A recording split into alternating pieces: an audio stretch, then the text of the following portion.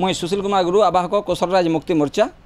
आज मोहन सरकार जो घोषणा कले नुआखाई छुट्टी 2 दिन तो आमर कोसलराज मुक्ति मोर्चा तरफ समग्र कोसलांचल जनसाधारण तरफ मुझे बहुत बहुत धन्यवाद ज्ञापन करुचे। आतकी अनुरोध करमी जेहेतु 2 दिन घोषणा कले सेटा ठीक आम ठीक बोलुचु किंतु ई 2 दिन के सेंट्रल गवर्नमेंट छुट्टी तालिकार और स्टेट गवर्नमेंट छुट्टी तालिकार यहाँ दर्ज कला कैलेंडर प्रकाश पाइला बहुत खुशी हेमु। इतार प्रति निश्चित भाव सचेतन हे बोलिक आम अनुरोध करुचु।